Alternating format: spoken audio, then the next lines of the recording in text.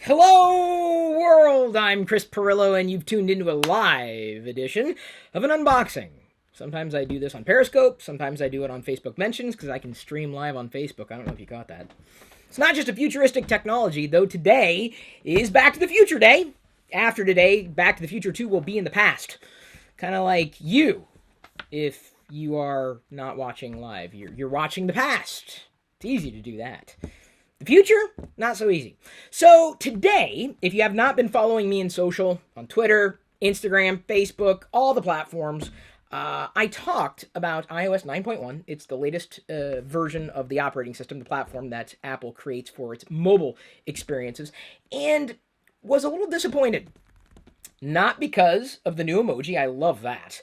My review of iOS 9.1 will be coming up specifically for my patrons. The review of my iPhone 6s Plus will also be coming up, and the people to get it first will also be the patrons. You can become a patron. Head over to chrispirillo.com to get all access TLDR. That's the Locker Gnome Daily Report, which I'm going to do after this live stream.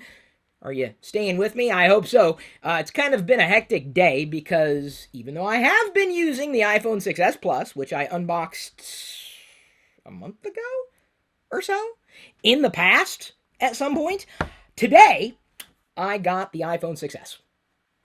No plus, not a minus necessarily, but now I have both the iPhone 6s and the iPhone 6s Plus. The reason isn't because of the size, because people who caught the photo were asking, or at least a few people had asked, well, you couldn't deal with the size? The size really doesn't bother me all that much. I like the size of the iPhone 6s Plus. I like the battery life. I like the optical image stabilization. I like a lot in the iPhone 6s Plus. But there's one thing I cannot stand. And it's one of the reasons I am moving to an equivalent 128 gig space gray iPhone 6s today. Performance. They're spec'd the same, or virtually the same. The problem is, and this was true also with the 6 Plus, I don't know if Apple's optimized iOS specifically for the larger screen resolution. I think it has to push more pixels. Well, I know it has to push more pixels down the pike, but I think in that process, Apple's not optimizing. And there is one clear way of illustrating this to anybody, even someone who doesn't know that much about phones or computers in general. They could certainly see the difference. You walk into a store and you look at the things side by side. Force touch, or 3D touch as they're calling it on iOS. You press an icon, you press a little harder, and then a menu pops up. Well, on the iPhone 6s Plus, it drops frames. And I thought that iOS 9.1, the new version of the operating system that was released today for everybody for free, I thought it would mitigate that. It did not. So I walked into the store and I tried it on a 6S, and what do you know? It was fluid. It was like 60 frames per second. Fluid. I'm like, yeah, it's time. It is time. And for those of you wondering what I'm going to be doing with the 6S Plus, it's staying in the Pirillo household. It is floating to Diana, who will be upgrading from a P phone. That's going to be covered in an upcoming vlog. She dropped it in the toilet. Still works, for the most part. She's going from an iPhone 6 to an iPhone 6s Plus. And as a matter of fact, today or yesterday, she mentioned, hey, I'd really like to start video editing on the phone. So she's going to need a larger screen anyway. And she's always going through her battery, so a larger battery or a longer lasting battery is also going to benefit her. The only thing that I think she probably will not like about the iPhone 6s Plus is that it's not gold. So maybe she'll paint it with fingernail polish or something. Maybe that might help. We'll see.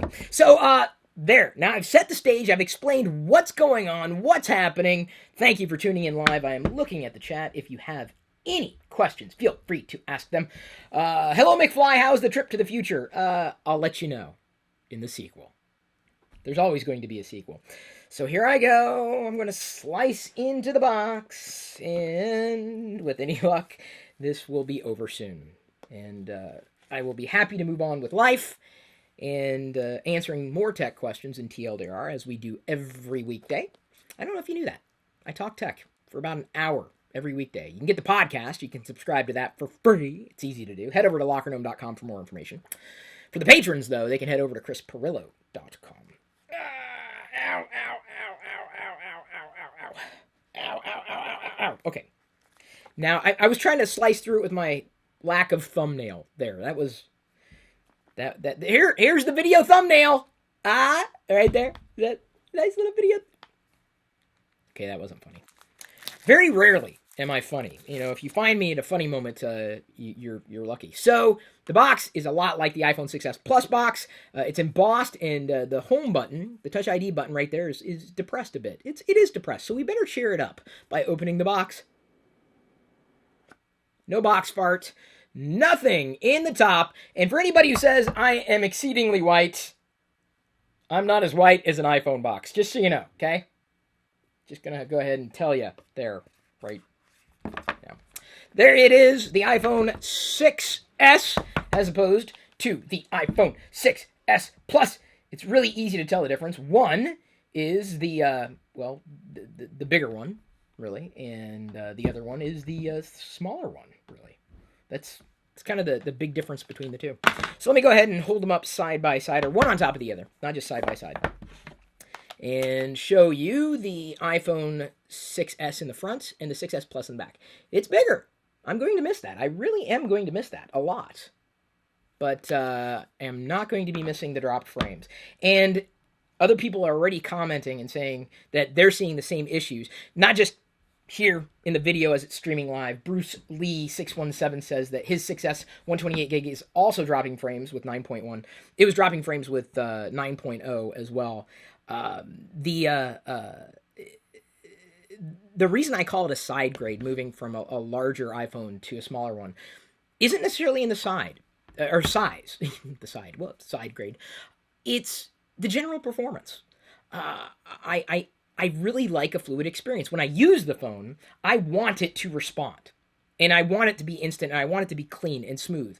And for the longest time, and I mean longest time, since the release of iOS 7, I have seen Apple just taken like a 90-degree turn, or they have taken a 90-degree turn in terms of the quality of their software. iOS 7, I think, was in many ways a step forward, and in many ways a step backward, or backwards.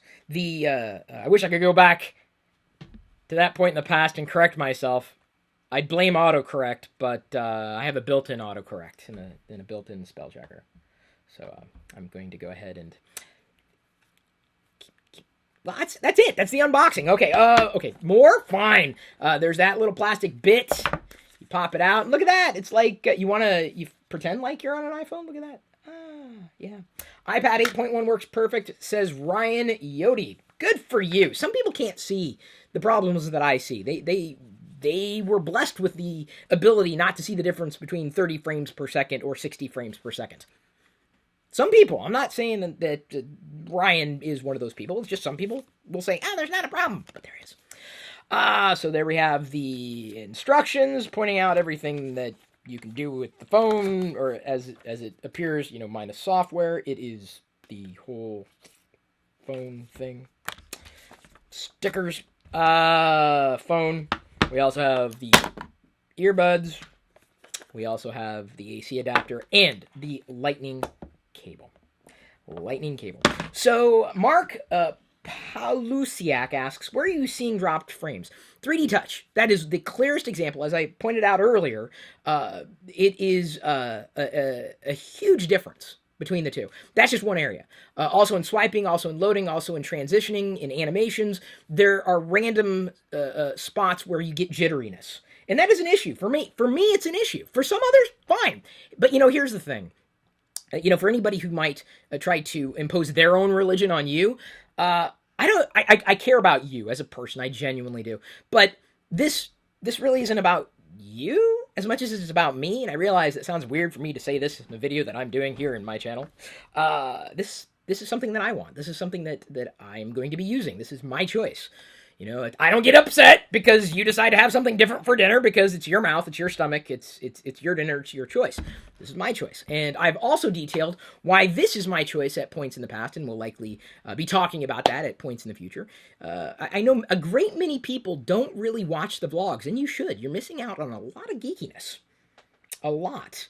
And I appreciate those who do still watch the vlogs. It was kind of interesting. I had a pretty good reaction to the reaction of the Force Awakens trailer. That was a lot of fun. Johnny Worthington, one of my patrons, and also someone I met on Friend Feed years ago. He says, I'm still rocking an iPhone 5 on 706.